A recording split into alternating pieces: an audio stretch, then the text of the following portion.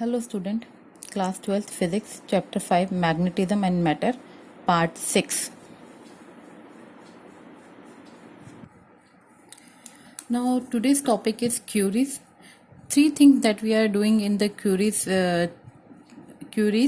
that is Curie's law. What is a Curie's law? What is a Curie's constant? And what is Curie's temperatures? Now start with the first thing, the Curie's law. Curie's law is actually tells about the effect of temperature on magnetism. Magnetism या magnetic material के ऊपर temperature का क्या effect होता है, that will tell you, that will give the Curie's law. तो Curie's law हमें बताता है कि इफेक्ट ऑफ टेम्परेचर मटेरियल्स पे कैसे होता है. तो we already know that magnetisation m is directly proportional to the field. Magnetic field की we already have done this, and we also have done that magnetization is directly inversely proportional to the temperature. On combining these two equations, we'll get this equation: magnetization is proportional to B upon Tk. And we also know that the magnetic field is directly proportional to the intensity, magnetic intensity, which is denoted by H. And m here in this equation 1 is in this equation, यहाँ पर आप B की जगह will place the H. तो we can see that m is proportional to H upon T. Now H को आप यहाँ ले जाएंगे तो m upon H is proportional to 1 upon T के हो जाएगा. We also done that m magnetization is proportional to sky m, that is magnetic susceptibility and magnetic intensity. So m upon H is also is equal to sky m. Now with the equation this and this, equation 2 and 3,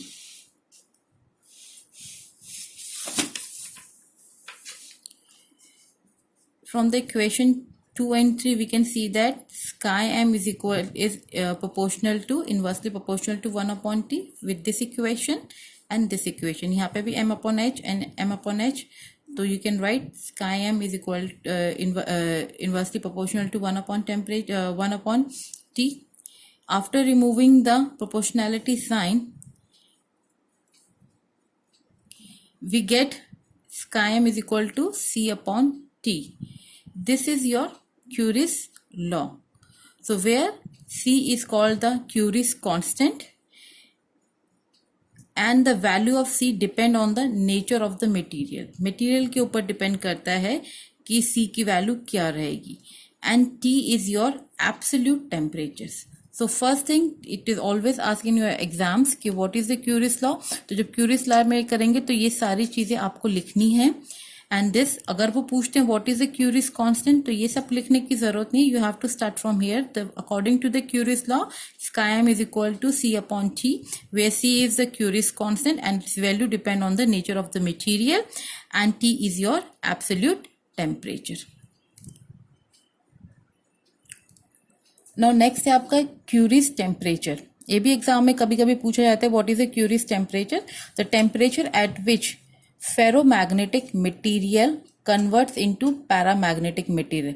ऐसा temperature जहां पर ferromagnetic material को आपने paramagnetic material बना देते हैं, उसको हम क्यूरीज टेम्परेचर बोलते हैं.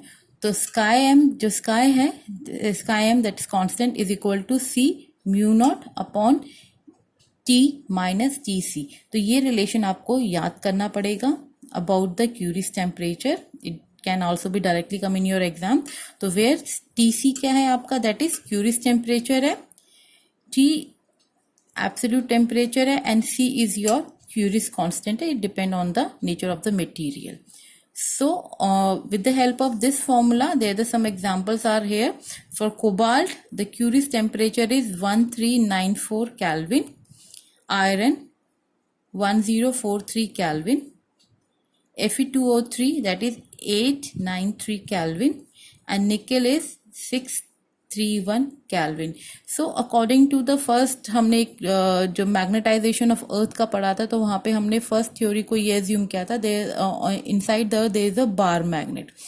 सो बार मैग्नेट अगर होती है तो अगर वो इतने हाई टेम्परेचर पे, क्योंकि अर्थ के अंदर बहुत ज़्यादा हाई टेम्परेचर है, तो अगर अगर हम कोर के अंदर जाते हैं तो the all the things are in the molten state.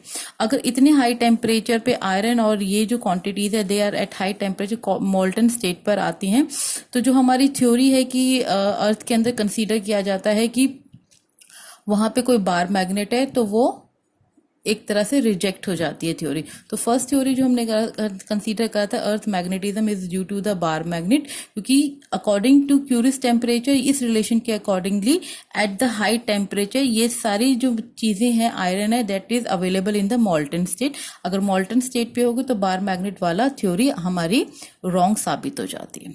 Let's go to the next topic. Okay, our next topic is very important topic is the hysteresis। hysteresis होता क्या है, पहले इसकी डेफिनेशन है the tendency of demagnetization to lag behind। lag behind का मतलब होता है पीछे छोड़ना। the tendency of demagnetization to lag behind the change in magnetic field applied to a ferromagnetic material। इस डेफिनेशन को समझने के लिए लेट अस कंसीडर, हमने एक अरेंजमेंट लगाया है। यहाँ पे ये सोलोनाइड है, there is a wire over here, और इस सोलोनाइड को एक एमीटर से कनेक्ट करके यहाँ पे हमारे पास V वोल्टेज की एक बैटरी है, ठीक है। और यहाँ पर हमने मैग्नेटोमीटर लगाया है। You know the function of ammeter, ये जरा से भी करंट को मेजर कर लेता है। This instrument is use to measure the current. And magnetometer जैसे नाम बता रहा है, ये मैग्नेटिक फील्ड को, जरा से भी अगर मैग्नेटिक फील्ड यहाँ पे डेवलप होगी ड्यू टू दिस सोलोनाइड, वो उसको इमिडिएटली मेजर कर लेगा। एंड इस अरेंजमेंट के अंदर हमने एक फेरोमैग्नेटिक मटेरियल रखा है। Let's recall the previous knowledge. तो आपको पता है फेरोमैग्नेटिक मटेरियल में जो कुछ डोमेन्स होते हैं, उनके जितने भी मॉलिक्यूल्स हैं, एटम्स या मॉलिक्यूल्स हैं, they are arrange in a domains. तो यहाँ पे हजारों या लाखों के तादाद में आपके डोमेन्स प्रेजेंट होते हैं, और उन डोमेन्स के अंदर जितने भी एटम्स या मॉलिक्यूल्स होते हैं उनका एक ही डायरेक्शन में डायपोल मूवमेंट होता है। सपोज ये डोमेन 1 है तो इसकी इस डायरेक्शन में डायपोल मूवमेंट है। ये सेकंड डोमेन है, इसके अंदर जो एटम्स या मॉलिक्यूल्स हैं उनकी डायरेक्शन इस डायरेक्शन में होगी। अगर थर्ड डोमेन है तो उसके अंदर जितने भी एटम्स या मॉलिक्यूल्स होंगे उनकी सपोज इस डायरेक्शन में डायपोल मूवमेंट है, फोर्थ की इस डायरेक्शन में है, एंड फिफ्थ की इस डायरेक्शन में। ऐसे हजारों लाखों के तादाद में किसी भी फेरोमैग्नेटिक मटेरियल के अंदर इस तरह से डोमेन प्रेजेंट होते हैं initially. When we place this ferromagnetic material in an external magnetic field के अंदर रखते हैं, सपोज एक्सटर्नल मैग्नेटिक फील्ड ये सोलोनाइड है, जब हम इसमें करंट पास करेंगे तो इसके अंदर एक मैग्नेटिक फील्ड स्टार्ट हो जाएगी, डेवलप हो जाएगी, और वहां पे हम एक फेरोमैग्नेटिक मटेरियल रख देते हैं।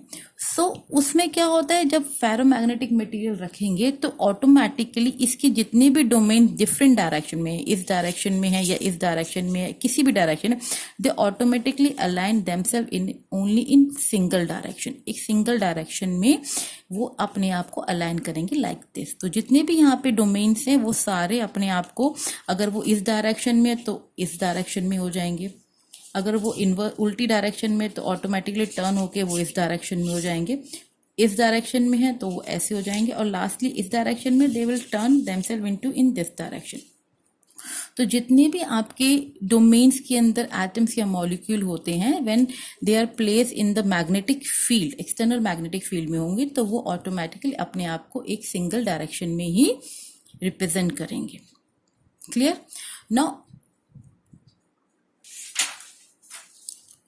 Now study the graph which is form by this process. इस प्रोसेस के अंदर जो हमें ग्राफ मिलता है इसको हिस्टेरेसिस लूप कहते हैं या हिस्टेरेसिस ग्राफ कहते हैं। It is very important to learn it. ना इनिशियली जब हमने यहाँ पे कोई करंट नहीं था तो यहाँ पे आपका जो करंट जो पोजीशन होगा ग्राफ की, यहाँ पे 0 पॉइंट पर होगा, ये 0 0 ओरिजिन पर होगा। ना as we increase the current, जैसे जैसे मैं करंट इंक्रीज कर रही हूँ तो एच की वैल्यू मेरी इंक्रीज हो रही है। एच की वैल्यू इनिशियली धीरे धीरे होगी क्योंकि वो धीरे धीरे पहले एक डोमेन को अलाइन करेगा, फिर सेकंड डोमेन को अलाइन करेगा, फिर थर्ड डोमेन को अलाइन करेगा, फिर फोर्थ को, फिफ्थ को, देन सो ऑन। वो धीरे धीरे जैसे जैसे एच की वैल्यू होगी वैसे वैसे मैग्नेटिक इंटेंसिटी जो आपकी मैग्नेटिक की फील्ड है वो बढ़ने लगेगी, और एक पॉइंट पे ग्राफ आके यहाँ पे रुक जाता है। This is called the saturation point. Saturation point का मतलब क्या है? सपोज यहाँ पे मेरे पास 100 एटम्स या मॉलिक्यूल या 100 डोमेन्स हैं, और 100 डोमेन्स के अंदर अगर सारे के सारे मैंने जैसे जैसे करंट बढ़ाया है वो ऑटोमेटिकली अपने आप को पुश करके एक जैसी अलाइनमेंट हो जाएगी।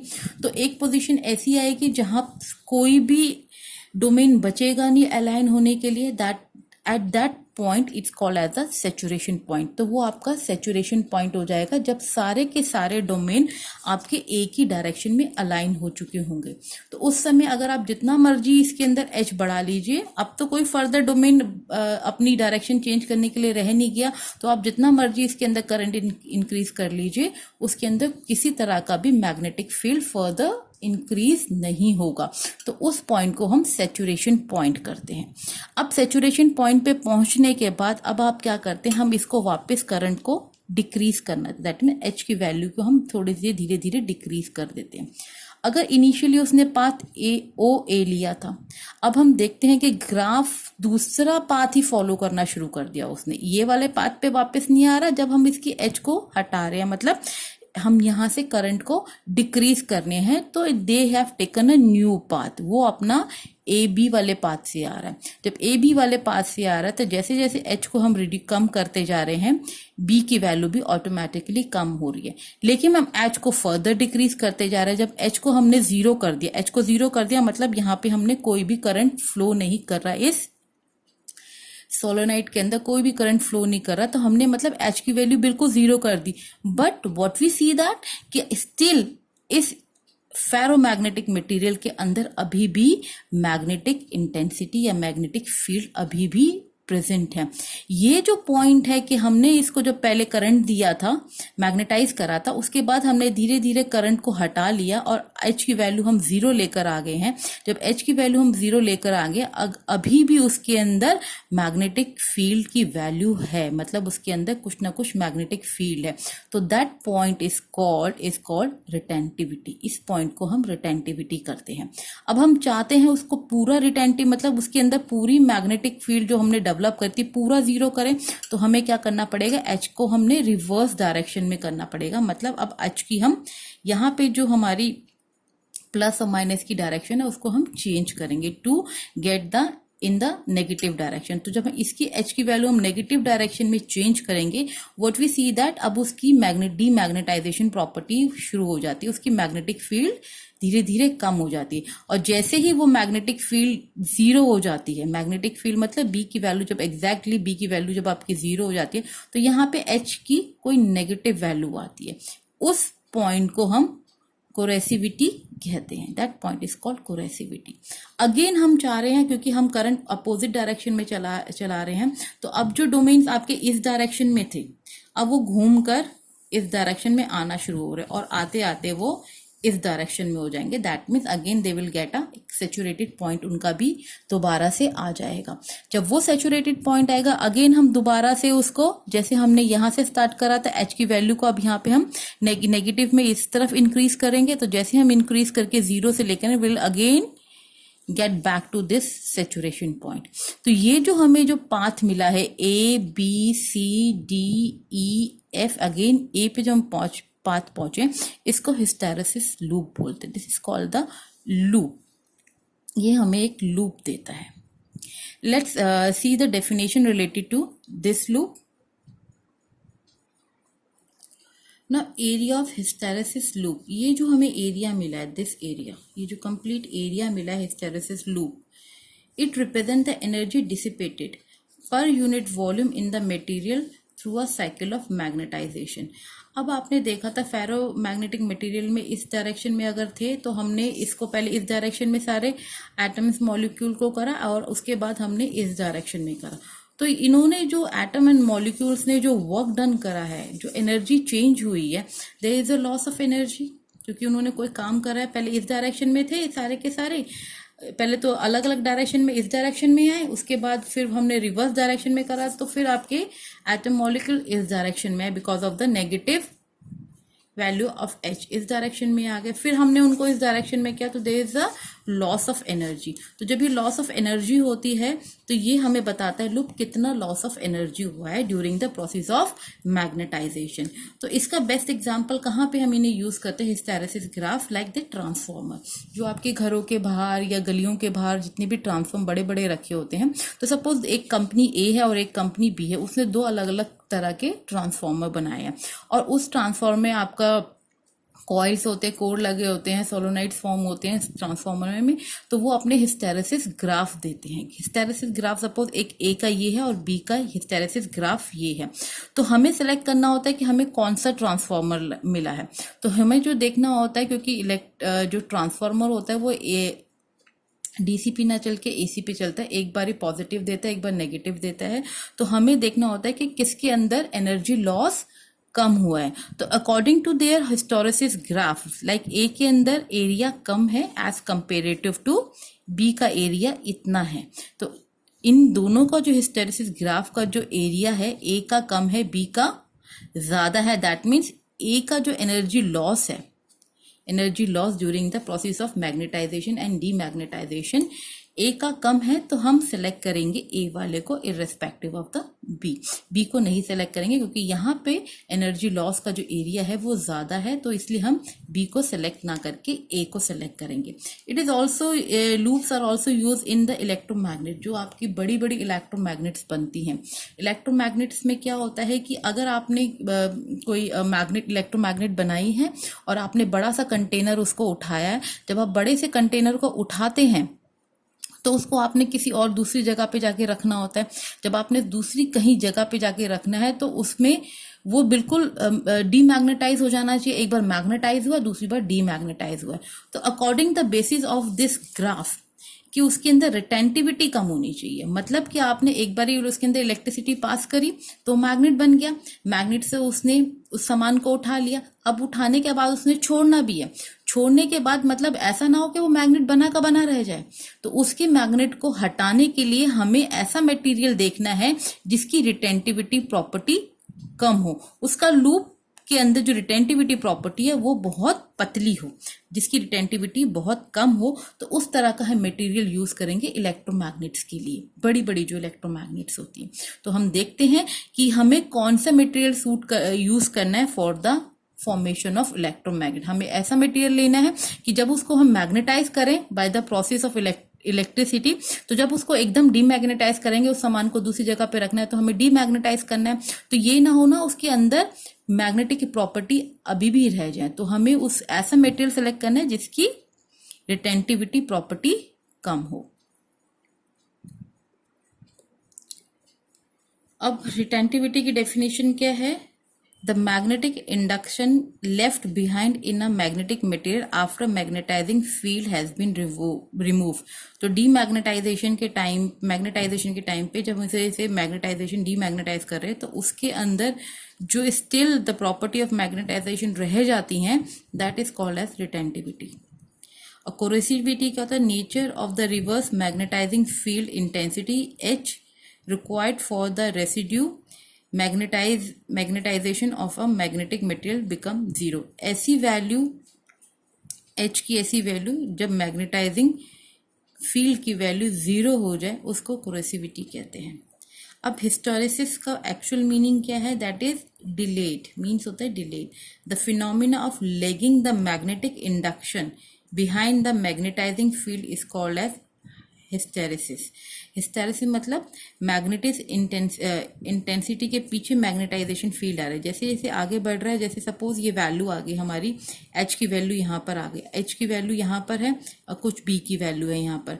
अब H की वैल्यू हम 0 पे लिए, लेकिन B की वैल्यू स्टिल अभी पीछे है। H की वैल्यू और हमने यहाँ बढ़ा दी, B इसके पीछे पीछे आ रहा है। That is a lagging of the magnetic induction behind the magnetizing field, that is called as the hysteresis, means the delay, धीरे धीरे वो पीछे पीछे आ रहा है। Now student, this is the last topic of our chapter number 5, that is magnetization and matter.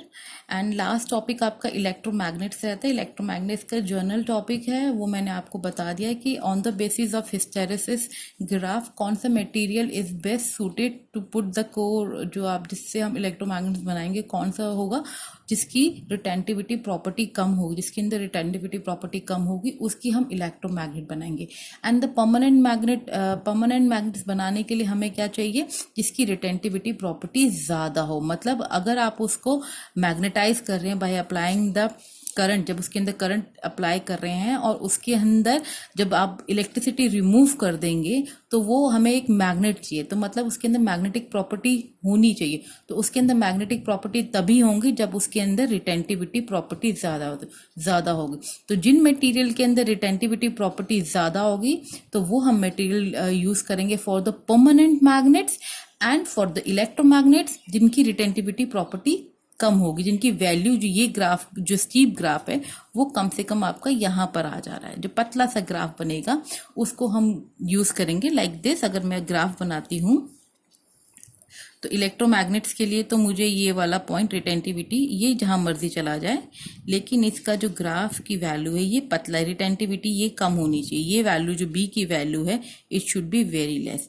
But for the electromagnets जो मुझे परमानेंट मैग्नेट्स बनाना है, तो परमानेंट मैग्नेट्स बनाने के लिए मुझे उनके अंदर रिटेंटिविटी प्रॉपर्टी ज़्यादा चाहिए। ठीक है, उनकी जो रिटेंटिविटी प्रॉपर्टी ज़्यादा चाहिए, बी की वैल्यू मुझे ज़्यादा चाहिए, ताकि उसके अंदर जब मैं इलेक्ट्रिक फील्ड उसमें से हटाऊंगी तो उसके अंदर magnetic property still left. So ये हमारा chapter 5 is over in today's video. जितनी भी आपकी वीडियोज है please go through those video and give me the feedback कि आपको उसमें कोई डाउट है, we can discuss personally. Good day everyone.